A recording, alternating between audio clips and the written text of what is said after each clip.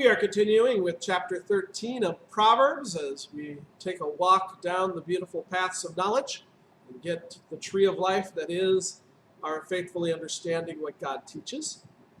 And we will go to chapter 13, verse 16.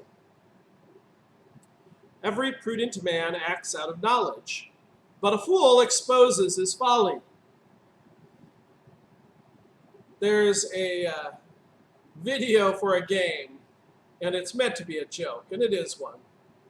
But there's a section of the game, and people are online working together, and one of the people just charges into a room, and instantly there's all these monsters, and it destroys everybody. Well, if he had known what he was supposed to do, he wouldn't have charged into the room, right? He would have acted in a way which led to success in the game.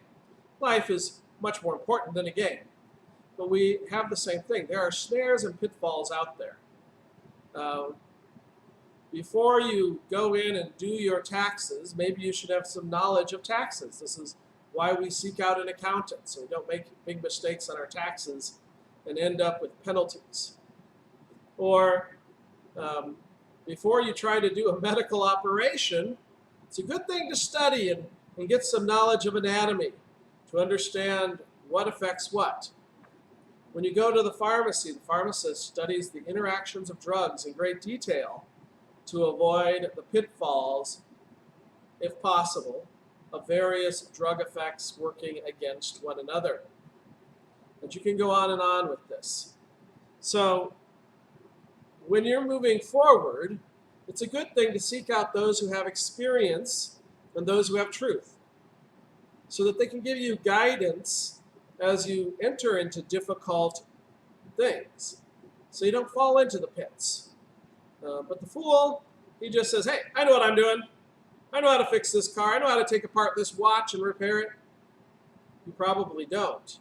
These are complex things which require skill and knowledge. 17, a wicked messenger falls into trouble, but a trustworthy envoy brings healing. Well, there are many ways a wicked messenger can fall into trouble. If you are trying to deliver a message somewhere, you shouldn't be going to brothels. That's a good way to fall in trouble. You shouldn't be going to darker neighborhoods where you can be mugged. You shouldn't be seeking out tasks which distract from your main messenger task, or the message may not get delivered, and trouble occurs. Whenever you do wickedness, trouble occurs, violence. The messenger dies, the message doesn't get delivered. Okay, but a trustworthy envoy, someone who represents the interests of the person who sent them, brings healing. So two nations are quarreling or at war. You send an envoy. The envoy isn't going to try to give away too much. That'll cause trouble. Doesn't try to stab the person he's dealing with in the back. That also causes trouble. The envoy makes sure that they diligently do the tasks to which they're set. They don't get distracted by things of the world and things which would draw you into a trouble. Okay? So that they can be an envoy. So there's all sorts of reason that an envoy who does what they're supposed to, is trustworthy, enables the healing process, the communication, and hopefully the forgiveness to occur. 18, he who ignores discipline comes to poverty and shame, but whoever heeds correction is honored. Okay, discipline, the two senses, the sense one of punishment so that you stop doing something bad, the sense two, doing an activity over time so that you build up good habits and build up strength. If you ignore those things, you're going to be poor. You're not going to have wealth. You're not going to be successful. And you're going to shame, you're going to dishonor those who love and know you, and you're going to dishonor your name. People are going to look upon you as someone who is not respectful, someone who is not capable, someone who's just not a nice, good person, right? you haven't worked hard and you are continuing to do bad habits, that's shameful. But when you heed correction, when you follow through on the things which were set for you. So the wrestling coach says, we're going to run 2 miles a day, and you run 2 miles a day, guess what?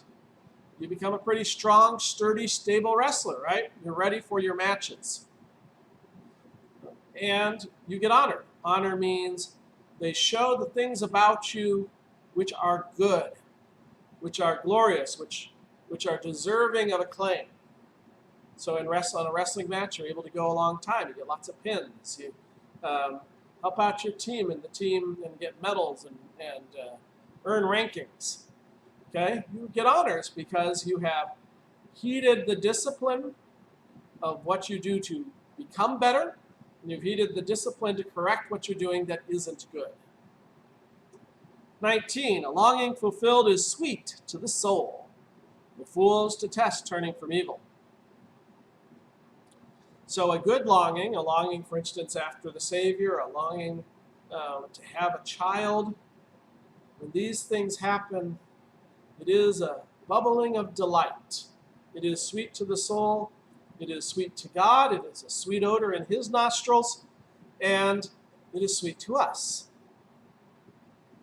But fools, those who are on the pathway to death, they seek after the things which are a stench to God.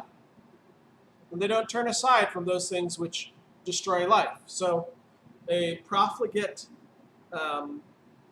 sexual lifestyle is not good for reproduction. Right? It leads to diseases and other complications, possibly. It also can lead to problems with paternity and things of this nature. And it disrupts future relationships. Well, you follow in that path, you're not going to have these sweet fulfillment of your soul, of a wonderful, beautiful family, many children, a bountiful quiver full of kids, a good, strong, stable relationship with your spouse, these things which are a sweet delight. And so a fool just keeps seeking after those things, and they're not willing to turn away.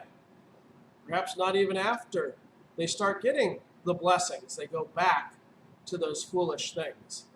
And that leads to problems, chaos, anger, violence, and eventually death. All right, last verse for this time, 20. He who walks with the wise grows wise, but a companion of fools suffers harm. Good advice for young people, right?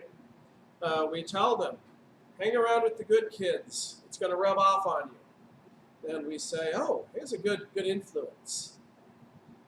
It is a good influence. So one of the things that we in families should do is have our children be with their parents.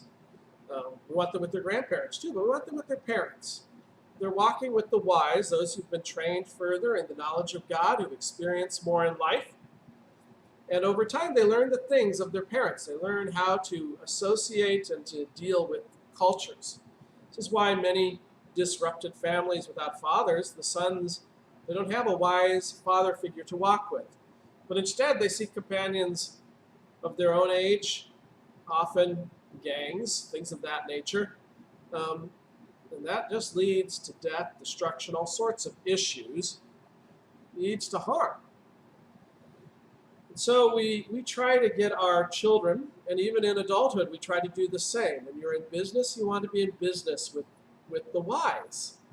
It'll lead to better success and better achievements. You certainly don't want to be in business with fools. All right, we're going to stop there.